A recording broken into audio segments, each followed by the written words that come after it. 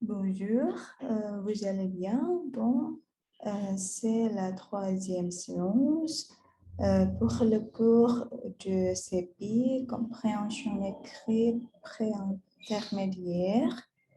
Mais avant que nous commencions la discussion, j'espère que vous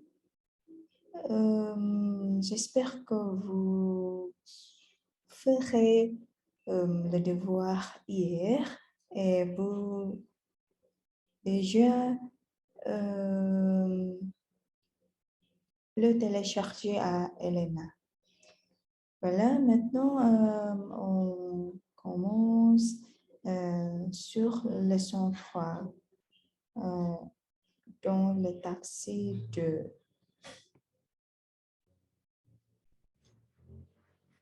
Voilà. Il y a un document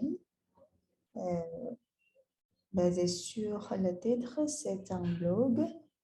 Et peut-être, ou bien c'est le blog personnel, ini adalah blog pribadi, sesuai dengan tampilan di layar kalian atau materi yang sudah kalian punya.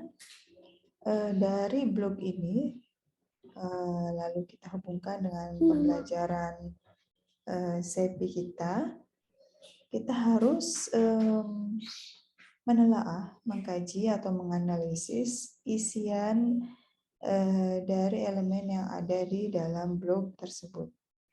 On commence de découvrir là-bas, il y a un portrait. Observez le document ci-dessus et faites le portrait de Quentin. Silahkan observasi dokumen di atas dan buatlah portret atau memperkenalkan siapa Quentin tersebut ya.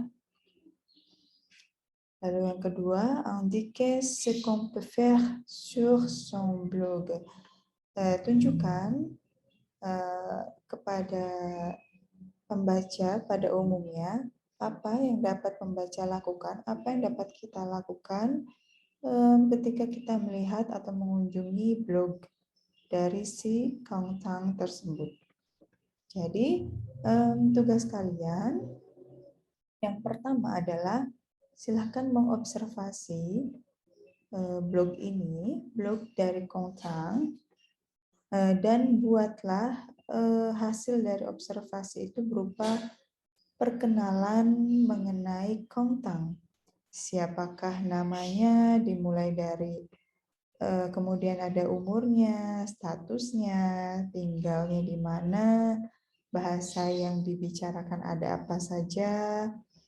Lalu di sini juga ada beberapa petunjuk lainnya yang harus kalian perkenalkan sesuai dengan kata-kata yang terdapat di dalam blog tersebut.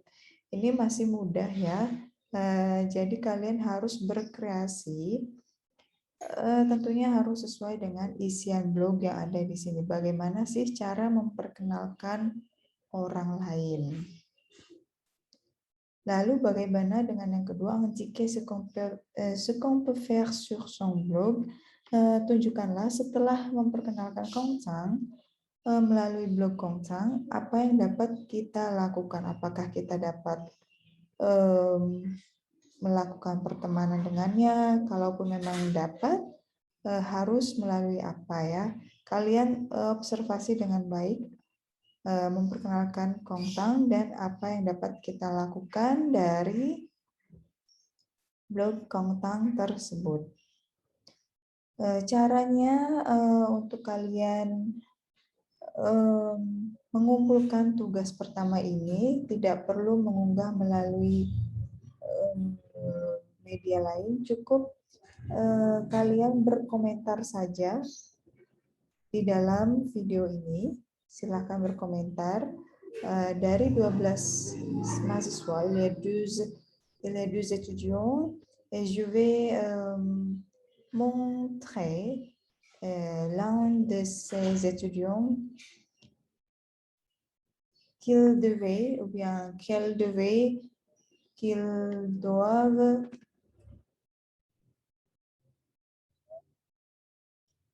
faire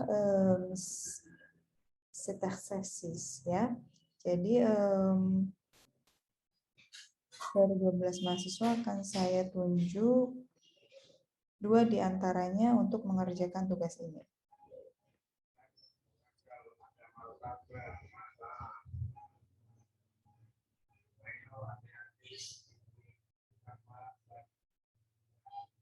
Voilà. Siapakah nama-namanya?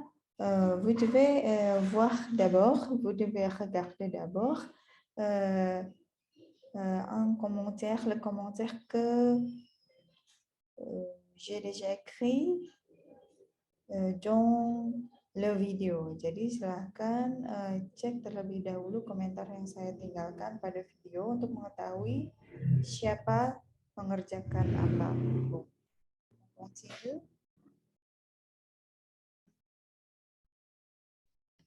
Voilà.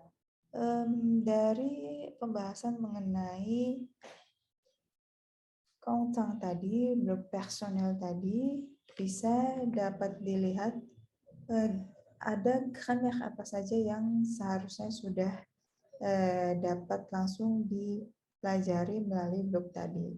Yang pertama ada pronom tonik. Pronom tonik ini sudah tidak asing lagi ya dalam pembelajaran bahasa Prancis. Karena pronom tonik ini adalah menyatakan penekanan ya. Misalkan kami yang akan pergi ke sana, atau kamu yang harus meletakkan benda itu di sana. Jadi ini adalah pronom yang menyatakan penekanan yang berhubungan dengan pronom sujet. Karena kalau untuk pronom sujet je, maka pronom toniknya adalah moi. Lalu untuk sujet tu, pronom toniknya adalah toi. Sujet il dan elle tunggal, pronom toniknya adalah lui dan elle. Lalu sujet nous dan vous, ini pronom toniknya juga masih sama seperti pronom sujet, masih tetap menggunakan nous dan vous. Lalu untuk pronom tonik dari il, elle jamak adalah e untuk il jamak dan elle dengan akhiran s untuk elle jamak. Selain pronom tonik ada juga preposition plus nom de pays et de ville. Di sana terdapat preposisi yang dihubungkan atau yang digunakan untuk menyatakan negara maupun kota tempat tinggal. Untuk preposition on biasanya digunakan untuk negara yang berjenis kelamin feminin. Lalu untuk preposition o digunakan untuk negara berjenis kelamin maskulin, dan a digunakan untuk kota tempat tinggal. Jadi ada perbedaan antara kota negara yang berjenis kelamin maskulin dan feminin. Juga terdapat negara yang ternyata tidak termasuk di keduanya, baik feminin maupun maskulin, karena negara tersebut menggunakan preposition yang menyatakan jamak. Seperti halnya Etats-Unis ini ya, Etats-Unis ini menggunakan preposition jamak.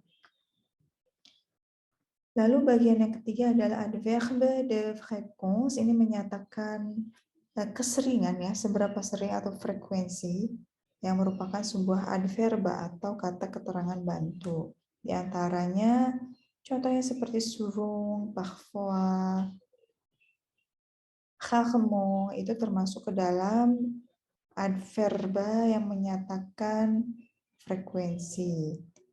Seperti biasa, adverbe ini akan selalu diletakkan setelah kata kerja ataupun di awal kalimat. Lalu berikutnya ada adverbe intensité, intensitas. Intensitas ini tentunya berbeda dengan frekuensi. Kalau frekuensi ini menyatakan seberapa sering, apakah sering atau jarang, sedangkan intensitas ini banyaknya ya, apakah sedikit, banyak. Jadi terdapat perbedaan di antara keduanya. Sama halnya seperti pada adverba umumnya, peletakannya juga sama, baik setelah verba, kata kerja, ataupun di awal kalimat. Tetapi untuk intensité ini lebih banyak diletakkan setelah kata kerja. Untuk entraînez-vous kita tidak akan membahasnya karena c'est pas le cours de la grammaire, c'est le cours de la compréhension écrite. Donc vous devez comprendre bien un texte ou un document. Jadi kita hanya fokus kepada pemahaman terhadap sebuah teks. Tetapi tetap saja di akhir video akan saya berikan latihan untuk mengasah kemampuan pemahaman kalian terhadap sebuah teks. Bon, ensuite, leçon 4, il y a encore un document. Qu'est-ce que c'est? Quel est le type de ce document? Kalau sebelumnya kita sudah mengetahui bahwa ini adalah dokumen berupa blog personnel. Lalu ini berupa apa? Est-ce que vous savez quel est le type de ce document?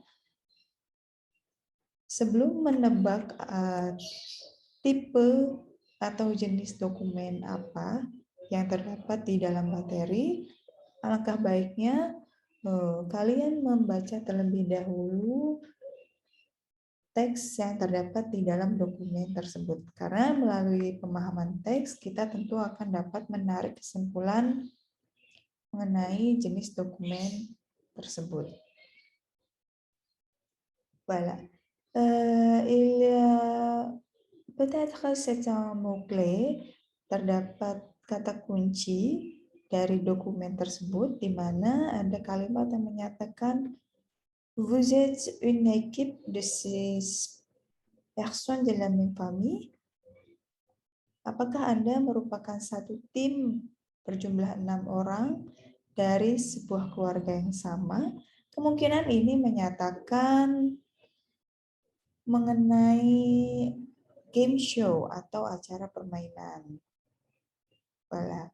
Selanjutnya silahkan dipahami dengan baik, dengan seksama, apakah maksud dan makna dari kalimat-kalimat yang terdapat di dalam dokumen tersebut. Untuk membantu pemahaman kalian, regarde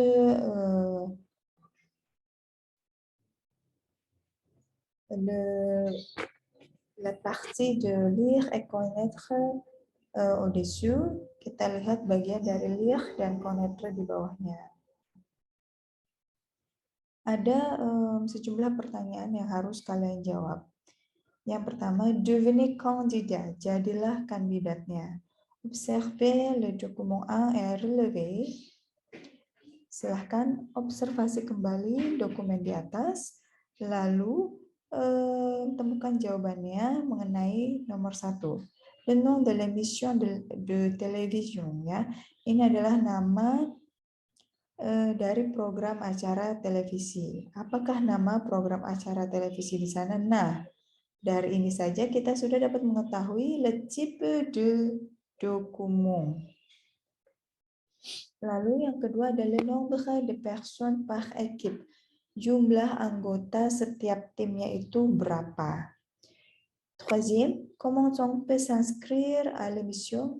Bagaimana kita dapat mendaftar pada program tersebut?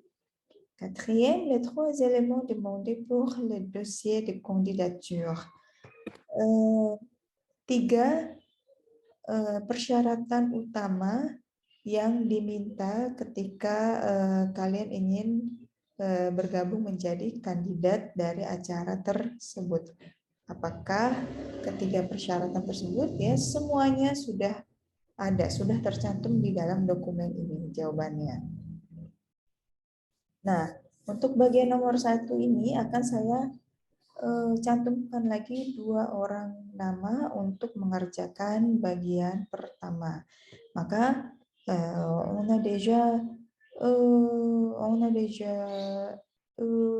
4 noms, 4 personnes pour faire le devoir. Ya, kita sudah mendapatkan 4 nama untuk mengerjakan tugas. Berikutnya, numéro 2, candidature. Observez le document 2 et dites de quel type de document il s'agit. Kembali ya, mengobservasi dokumen dan berikan pendapat Anda mengenai tipe dari dokumen tersebut. Tetapi bukan dokumennya ini ya, dokumen yang nomor 2 ini nomor 1. Kita lihat yang nomor 2 seperti apa. Nah, ini adalah dokumen yang kedua. Jadi kalian harus menebak, bukan asal menebak, tetapi berdasarkan pemahaman kalian atas teks yang tercantum di dalamnya, bahwa jenisnya ini jenis apa ya dokumen ini. Lalu pertanyaan berikutnya, lisez et remettez les différentes parties dans le bon ordre. Kalau kalian perhatikan dengan seksama, ternyata meskipun ini urutannya adalah A, B, C, D, E, F, tetapi mereka tidak dituliskan secara berurutan sesuai dengan kaidah penulisan email pada umumnya. Jadi silahkan dibaca dengan baik dan tentukan urutan yang benarnya itu seperti apa. Manakah yang terlebih dahulu harus ditempatkan di posisi pertama, kedua, hingga ke-6. Apakah C dulu kah, kemudian D, ataukah E dulu, kemudian B? Itu harus disesuaikan dengan kaidah penulisan email yang benar. Setelah pertanyaan kedua, kemudian pertanyaan ketiga, la famille d'Isabelle est sélectionnée et participe à l'émission. Keluarga dari Isabel ini terpilih dan berpartisipasi pada program tersebut. Perintahnya, lihat baik-baik. Lisez plusieurs fois le document 2. Lihat kembali, baca kembali dokumen tadi yang nomor 2.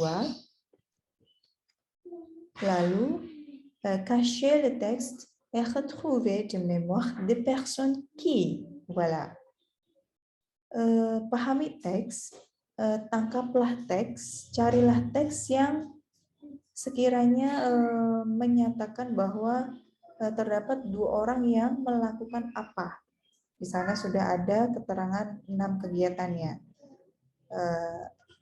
2 orang yang melakukan dansa, 2 orang yang berdansa, aime la lecture, 2 orang yang membaca, senang membaca, kemudian 2 orang yang berbicara bahasa Spanyol, 2 orang yang sering bepergian, sering traveling, 2 orang yang banyak menghabiskan waktunya dengan teman-temannya, dan 2 orang yang bermain sepak bola. Jadi untuk 3A ini silahkan kalian cari jawabannya berdasarkan teks yang ada di dokumen kedua. Ya, carilah 2 orang yang melakukan 6 kegiatan tersebut. Sebutkan namanya saja. Voilà.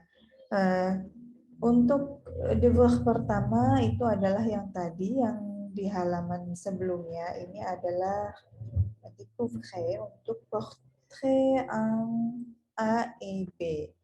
Saya sudah akan menentukan 2 namanya.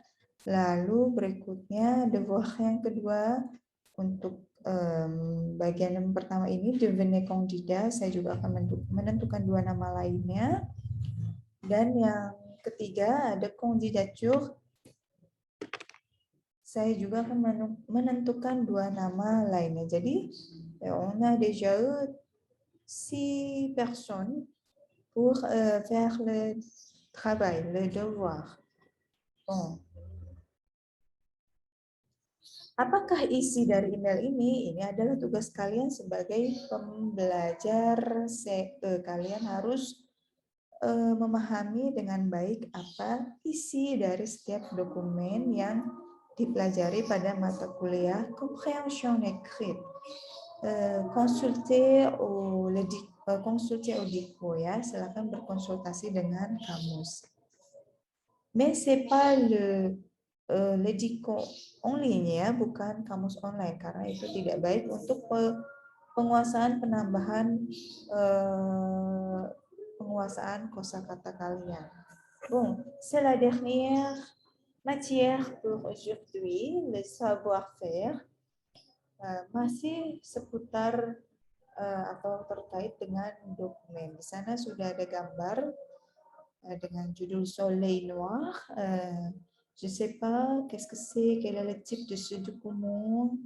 Et alors, pour savoir le type de document, pour savoir la compréhension sur le texte, vous devez lire d'abord. Bon. Di sana sudah ada dokumen dengan beberapa portret, juga teks yang mungkin berkaitan dengan dokumen tersebut. Maka kita langsung saja membahas mengenai tugas yang harus kalian kerjakan. Yang pertama, écrivain. Vous êtes écrivain pour la télévision et la chaîne France 8. Vous demande d'écrire le portrait des personnages de sa nouvelle série Soleil Noir. Ternyata ini adalah seri ya, drama seri. Kalau zaman saya dulu itu ada drama telenovela, kalau sekarang drakor ya. Nah, ini termasuk ke dalam seri ya, drama. Anda adalah seorang penulis untuk sebuah perusahaan televisi dan juga untuk channel France 8. Di mana Anda diminta untuk menuliskan portrait atau gambaran dari tokoh-tokoh untuk serial baru Soleil Noir. Melalui model di atas ini, ya, il y a 5 modèles. Sur le modèle du portrait de Mehdi, choisissez 2-3 personnages ci-dessous et faites leur portrait. Imaginez leur âge, leur profession, leur situation de famille, leur lieu de vie, leur goût et leurs activités ou leurs habitudes. Jadi tugasnya adalah kalian harus memiliki gambaran untuk menunjuk 2 atau 3 personage. Oke. Kita tentukan saja. Menunjuk 3 personage, 3 tokoh, 3 karakter, sambil membayangkan umurnya, profesinya, situation de famille ini mungkin bisa dikatakan seperti status ya, apakah est-ce qu'il ou est-ce qu'elle est célibataire, marié, lalu leur lieu de vie, alamatnya, sehari-hari tinggal di mana, leur goût, kesukaannya, seleranya, leurs activités ou leurs habitudes, kebiasaan yang sering mereka lakukan. Jadi dari keempat foto ini tidak termasuk Mehdi ya. Mehdi ini hanya dijadikan sebagai patokan karena di sini sudah ada perkenalan ou bien le texte qui raconte sur la biographie de Mehdi ya. Kita sudah mengetahui Mehdi itu seperti apa. Jadi tugas kalian pilihlah 3 di antara 4 personnages ici ya. Lalu tentukan, buatkan biografi ou bien le portrait. Jadi contoh portraitnya ini seperti ini ya. Biografinya seperti ini. Kalian buatkan sesuai dengan foto yang kalian lihat di materi. Voilà. C'est facile pour vous faites ça. Silahkan berkonsultasi dengan kamus, mais c'est pas le dicton en ligne. Et pour ce devoir, saya juga akan menunjuk 2 orang berikutnya. Donc, il y a 8 personnes pour faire le devoir. Sudah ada 8 orang yang harus mengerjakan ini. Siapa saja? Silahkan dilihat komentar yang akan saya berikan pin di dalam video atau di bawah di kolom komentar ya. Voilà, c'est tout pour la matière. Mais avant que nous terminons, avant que nous terminions le cours, saya juga je vais vous donner d'autres devoirs di luar materi ini. Jadi devoir ini sebenarnya bisa kita realisasikan secara tatap muka, tetapi karena satu dan lain hal, jadi saya hanya memberikannya melalui video pembelajaran. Maka tugas utama dari pertemuan hari ini ialah silahkan kalian mengenalkan anggota keluarga kalian dan memberikan nomor telepon. Karena kemarin kan kita sudah kalian sudah membuat l'arbre généalogique, donc maintenant vous devez présenter votre famille à nous, vous devez présenter ce qu'ils font dans leur vie et quel est son numéro de téléphone ou bien voilà semacam seperti itu ya.